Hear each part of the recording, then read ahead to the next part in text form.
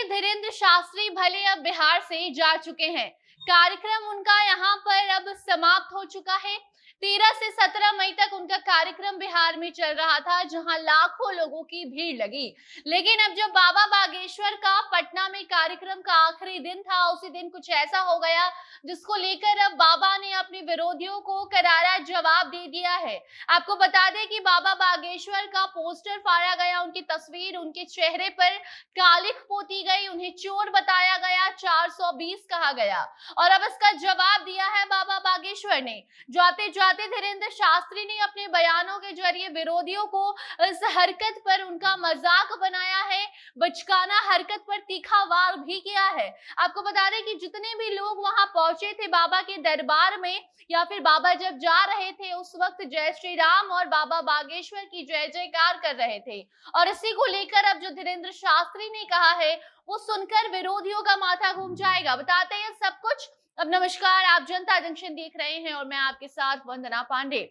धीरेन्द्र शास्त्री बिहार से जा चुके हैं, लेकिन उन्होंने अपना छाप यहाँ छोड़ दिया है। उनका कार्यक्रम तो यहाँ पर खत्म हो चुका है, समाप्त हो चुका है उनका दरबार। उनके भक्त अपने अपने घर को लौट चुके हैं, लेकिन जो राजनीति है वो एकदम से गरमाई हुई है। बीजेपी और महागठबंधन के बीच एकदम से बयानबाजी शुरू हो गई है। कोई बाबा को पहचानने से साफ इनकार कर दे रहा है, तो कोई बाबा के हिंदू राष्ट्र पर ही सवाल उठा रहा है। कोई बाबा का जन्म लेकर लोगों को उनके जन्म की तारीख, जन्म का जो साल है वो याद दिलवाने में लगा है। तरह तरह की बातें की जा रही हैं। इसी बीच धीरेन्द्र शास्त्री ने अपने विरोधियों को करारा जवाब दिया है। जिस तरीके से बाबा बागेश्वर का विरोध किया गया बिहार में, उसी तरीके से उन्हें समर्थन भी मिला, उन्हें वो प्यार भी मिला जिसकी उम्मीद शायद किसी को नहीं थी। एक तरफ धीरेन्द्र शास्त्री के आने से पहले उन्हें भद्दी बातों का सामना करना पड़ा, उनके विरोधियों के द्वारा जो टीका टिप्पणी की जा रही थी वो उन्हें सुनना पड़ा। तो वहीं जब वो पटना एयरपोर्ट पहुंचते हैं 13 मई को, तो उनका स्वागत भी दिल खोल कर सबने किया। यहाँ तक कि जब 17 मई को वापस वो लौट रहे थे, तब भी एयरपोर्ट पर भीड़ लगी, लोगों के आंसू नहीं रुक रहे थे। तो कुल मिलाकर बाबा के जितने विरोधी यहाँ पर हैं, उससे कई ज्यादा उनके भक्त उन्हें मिल चुके हैं। और इसी का नतीजा है कि अब धीरेन्द्र शास्त्री ने अपने विरोधियों से कहा है कि चाहे तुम मेरा पोस्टर फाड़ो, तस्वीर पर कालिख पोत दो, इससे कोई फर्क नहीं पड़ने वाला है। पंडित धीरेन्द्र शास्त्री और बागेश्वर बाबा ने खुले मन से कहा कि आप पोस्टर फाड़ सकते हैं, लेकिन लोगों के दिल से मुझे कैसे निकालोगे। वहीं दूसरी तरफ बाबा बागेश्वर के पोस्टर फाड़े जाने का जमकर विरोध भी हो रहा है। इसको लेकर साफ तौर पर लोगों में गुस्सा देखने को मिल रहा है। बाबा के भक्त कह रहे हैं कि कोई सनातन धर्म का विरोधी होगा जो इस देश में रहने के काबिल भी नहीं है। जिसने भी ऐसा काम किया है उसको लगातार लोग कोस रहे हैं, आरोप लगा रहे हैं। तो वहीं प्रशासन भी सीसीटीवी खंगाल रही है। दूसरी तरफ अब इस मामले में राजद के नेता ने इसे बीजेपी की साजिश बता डाली है, तो बीजेपी विपक्षी दल को उसका जिम्मेदार ठहरा रही है। बाकी आपको पोस्टर मामला अगर हम दोबारा बताएं तो बता दें कि पटना की कई जगहों पर बाबा बागेश्वर धाम की सरकार, पंडित धीरेन्द्र शास्त्री के तमाम ऐसे पोस्टर लगे हुए थे जहां बाबा की तस्वीर के साथ नौबतपुर में कथा की जानकारी उसमें दी गई थी। लेकिन अब उस पोस्टर पर कालिख पोती गई है।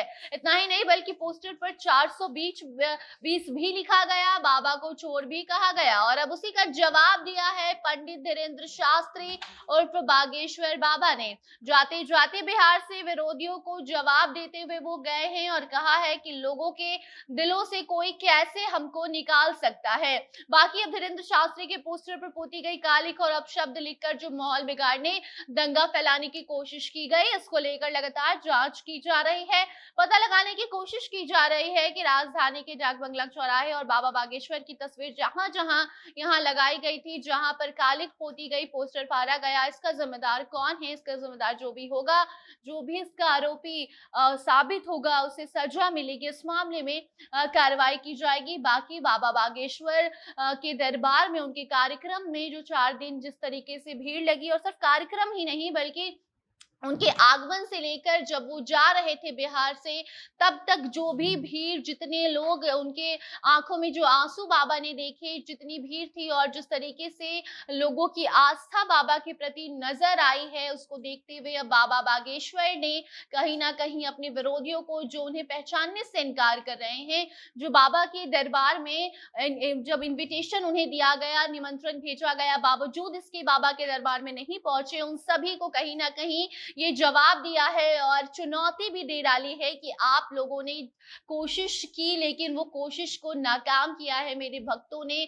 और इसी का नतीजा है कि बाबा बागेश्वर जाते जाते ये बोल चुके हैं, चुनौती दे चुके हैं अपने विरोधियों को कि आप पोस्टर फाड़ सकते हैं, हमारा कार्यक्रम रद्द करवाने की मांग कर सकते हैं, तरह तरह की बयानबाजी कर सकते हैं, लेकिन जो हमारे भक्त हैं, जो 3 लाख लोग यहाँ पहुंचने वाले थे दरबार में, लेकिन 6 से 7 लाख लोगों की जो भीड़ थी, उनके दिलों से बागेश्वर बाबा को कोई कैसे निकालेगा, ये सवाल छोड़कर बागेश्वर बाबा बिहार से जा चुके हैं और इसी को लेकर अब सियासी घमासान मचा हुआ है।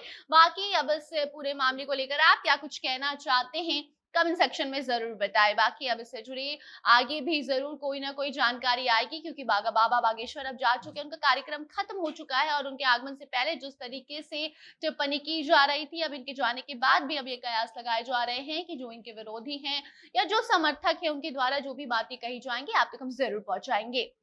बाकी अन्य खबरों के लिए आप बने रहे जनता जंक्शन के साथ। कैमरे के पीछे थे विशाल और मैं थी आपके साथ वंदना।